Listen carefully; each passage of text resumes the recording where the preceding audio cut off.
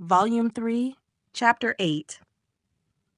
The wretchedness of a scheme to Box Hill was in Emma's thoughts all the evening.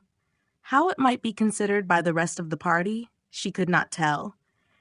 They, in their different homes and their different ways, might be looking back on it with pleasure, but, in her view, it was a morning more completely misspent, more totally bare of rational satisfaction at the time, and more to be abhorred in recollection than any she had ever passed.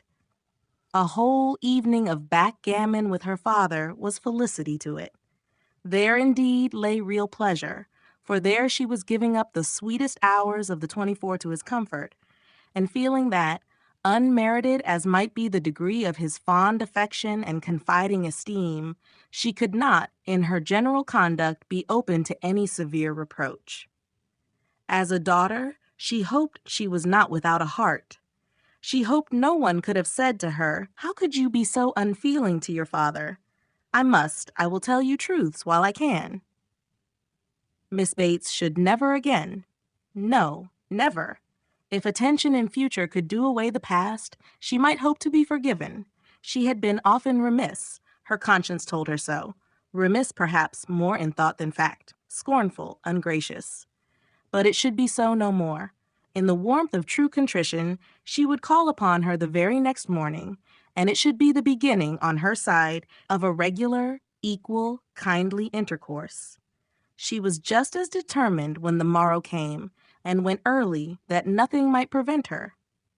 It was not unlikely, she thought, that she might see Mr. Knightley in her way, or, perhaps, he might come in while she were paying her visit. She had no objection. She would not be ashamed of the appearance of the penitence so justly and truly hers. Her eyes were towards Donwell as she walked, but she saw him not. The ladies were all at home. She had never rejoiced at the sound before, nor ever before entered the passage, nor walked up the stairs with any wish of giving pleasure, but in conferring obligation, or of deriving it, except in subsequent ridicule.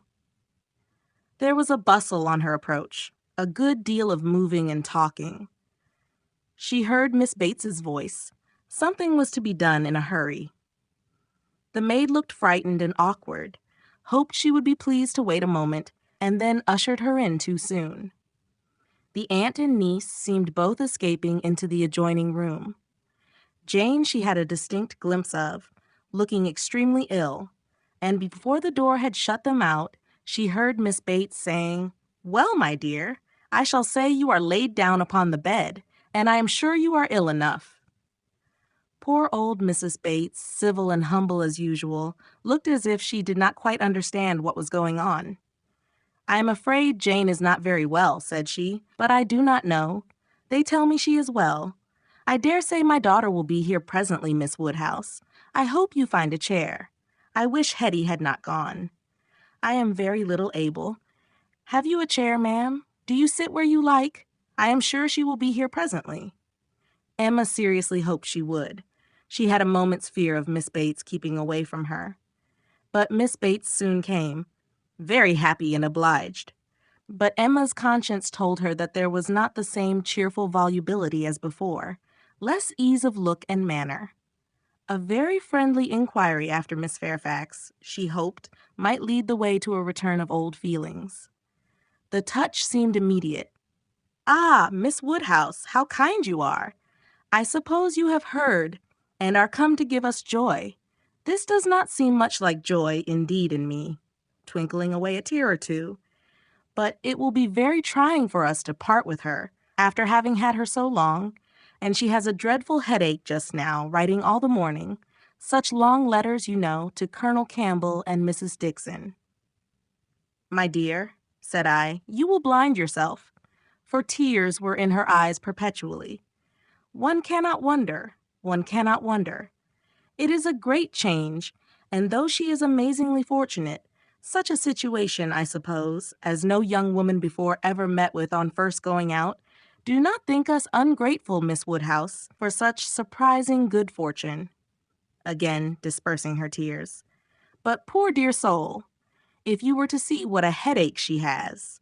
When one is in great pain, you know, one cannot feel any blessing quite as it may deserve. She is as low as possible. To look at her, nobody would think how delighted and happy she is to have secured such a situation. You will excuse her not coming to you. She is not able. She is gone into her own room. I want her to lie down upon the bed. My dear, said I shall say you are laid down upon the bed. But, however, she is not. She is walking about the room. But, now that she has written her letters, she says she shall soon be well.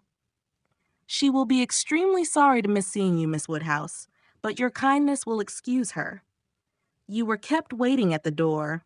I was quite ashamed, but somehow there was a little bustle, for it so happened that we had not heard the knock, and, till you were on the stairs, we did not know anybody was coming. It is only Mrs. Cole, said I, depend upon it. Nobody else would come so early. Well, said she, it must be born some time or other, and it may as well be now. But then Patty came in and said it was you. Oh, said I, it is Miss Woodhouse. I am sure you will like to see her. I can see nobody, said she, and up she got and would go away, and that was what made us keep you waiting, and extremely sorry and ashamed we were. If you must go, my dear, said I, you must, and I will say you are laid down upon the bed. Emma was most sincerely interested. Her heart had been long growing kinder towards Jane, and this picture of her present sufferings acted as a cure of every former ungenerous suspicion, and left her nothing but pity. And the remembrance of the less just and less gentle sensations of the past obliged her to admit that Jane might very naturally resolve on seeing Mrs. Cole, or any other steady friend, when she might not bear to see herself. She spoke as she felt, with earnest regret and solicitude, sincerely wishing that the circumstances which she collected from Miss Bates to be now actually determined on might be as much for Miss Fairfax's advantage and comfort as possible. It must be a severe trial to them all. She had understood it was to be delayed till Colonel Campbell's return. So very kind, replied Miss Bates, but you are always kind. There was no bearing such an always, and to break through her dreadful gratitude, Emma made the direct inquiry of, where, may I ask, is Miss Fairfax going? To a Mrs. Smallridge, charming woman, most superior, to have the charge of her 3 little girls, delightful children, impossible that any situation could be more replete with comfort, if we except, perhaps, Mrs. Suckling's own family and Mrs. Bragg's. But Mrs. Smallridge is intimate with both, and in the very same neighborhood, lives only 4 miles from Maple Grove. Jane will be only 4 miles from Maple Grove. Mrs. Elton, I suppose, has been the person to whom Miss Fairfax owes. Yes, our good Mrs. Elton, the most indefatigable, true friend. She would not take a denial. She would not let Jane say, no, for when Jane first heard of it, it was the day before yesterday, the very morning we were at Donwell, when Jane first heard of it, she was quite decided against accepting the offer, and for the reasons you mention. Exactly as you say, she had made up her mind to close with nothing till Colonel Campbell's return, and nothing should induce her to enter into any engagement at present. And so she told Mrs. Elton over and over again, and I am sure I had no more idea that she would change her mind. But that good Mrs. Elton, whose judgment never fails her, saw farther than I did. It is not every body that would have stood out in such a kind way as she did, and refused to take Jane's answer, but she positively declared she would not write any such denial yesterday, as Jane wished her. She would wait, and sure enough, yesterday evening it was all settled that Jane should go. Quite a surprise to me. I had not the least idea. Jane took Mrs. Elton aside, and told her at once that, upon thinking over the advantages of Mrs. Smallridge's situation, she had come to the resolution of accepting it. I did not know a word of it till it was all settled. You spent the evening with Mrs. Elton?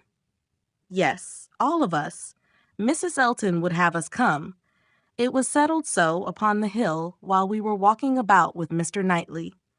You must all spend your evening with us? Said she. I positively must have you all come." "Mr. Knightley was there too, was he?" "No, not Mr. Knightley. He declined it from the first, and though I thought he would come because Mrs. Elton declared she would not let him off, he did not. But my mother and Jane and I were all there, and a very agreeable evening we had. Such kind friends, you know, Miss Woodhouse, one must always find agreeable, though everybody seemed rather fagged after the morning's party. Even pleasure, you know, is fatiguing, and I cannot say that any of them seemed very much to have enjoyed it. However, I shall always think it a very pleasant party, and feel extremely obliged to the kind friends who included me in it." Miss Fairfax, I suppose, though you were not aware of it, had been making up her mind the whole day? I dare say she had. Whenever the time may come, it must be unwelcome to her and all her friends, but I hope her engagement will have every alleviation that is possible. I mean, as to the character and manners of the family. Thank you, dear Miss Woodhouse. Yes, indeed, there is everything in the world that can make her happy in it. Except the Sucklings and Bragges, there is not such another nursery establishment, so liberal and elegant in all Mrs. Elton's acquaintance.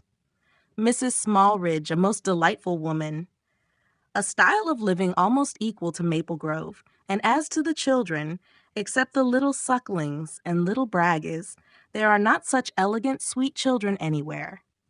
Jane will be treated with such regard and kindness. It will be nothing but pleasure, a life of pleasure. And her salary! I really cannot venture to name her salary to you, Miss Woodhouse. Even you, used as you are to great sums, would hardly believe that so much could be given to a young person like Jane." "Ah, madam," cried Emma, "if other children are at all like what I remember to have been myself, I should think 5 times the amount of what I have ever yet heard named as a salary on such occasions dearly earned." "You are so noble in your ideas. And when is Miss Fairfax to leave you?" Very soon indeed. That's the worst of it. Within a fortnight. Mrs. Smallridge is in a great hurry. My poor mother does not know how to bear it. So then I try to put it out of her thoughts and say, "Come, ma'am, do not let us think about it any more." Her friends must all be sorry to lose her, and will not Colonel and Mrs. Campbell be sorry to find that she has engaged herself before their return? Yes, Jane says she is sure they will, but yet this is such a situation as she cannot feel herself justified in declining. I was so astonished when she first told me what she had been saying to Mrs. Elton, and when Mrs. Elton at the same moment came congratulating me upon it. It was before tea. Stay. No, it could not be before tea, because we were just going to cards, and yet it was before tea, because I remember thinking, "Oh, no, now I recollect. Now I have it. Something happened before tea, but not that." Mr. Elton was called out of the room before tea. Old John Abdy's son wanted to speak with him. Poor old John, I have a great regard for him. He was clerk to my poor father 27 years. And now, poor old man, he is bedridden and very poorly with the rheumatic gout in his joints. I must go and see him today. And so will Jane, I am sure, if she gets out at all. And poor John's son came to talk to Mr. Elton about relief from the parish. He is very well to do himself, you know, being head man at the Crown, ostler, and everything of that sort. But still, he cannot keep his father without some help. And so when Mr. Elton came back, he told us what John Ostler had been telling him, and then it came out about the chaise having been sent to Randall's to take Mr. Frank Churchill to Richmond. That was what happened before tea. It was after tea that Jane spoke to Mrs. Elton. Miss Bates would hardly give Emma time to say how perfectly new this circumstance was to her, but as, without supposing it possible, that she could be ignorant of any of the particulars of Mr. Frank Churchill's going, she proceeded to give them all. It was of no consequence. What Mr. Elton had learned from the ostler on the subject, being the accumulation of the ostler's own knowledge and the knowledge of the servants at Randall's, was that a messenger had come over from Richmond soon after the return of the party from Box Hill. Which messenger, however, had been no more than was expected, and that Mr. Churchill had sent his nephew a few lines, containing, upon the whole, a tolerable account of Mrs. Churchill, and only wishing him not to delay coming back beyond the next morning early. But that Mr. Frank Churchill, having resolved to go home directly, without waiting at all, and his horse seeming to have got a cold, Tom had been sent off immediately for the Crown chaise, and the ostler had stood out and seen it pass by, the boy going a good pace and driving very steady.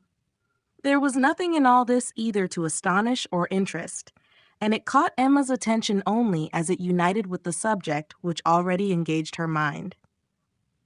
The contrast between Mrs. Churchill's importance in the world and Jane Fairfax's struck her.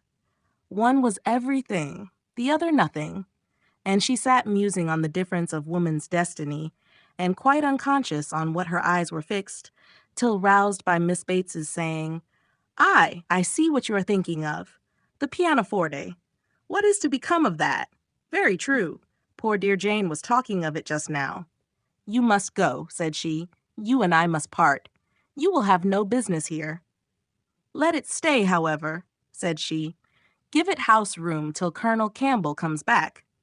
I shall talk about it to him. He will settle for me. He will help me out of all my difficulties.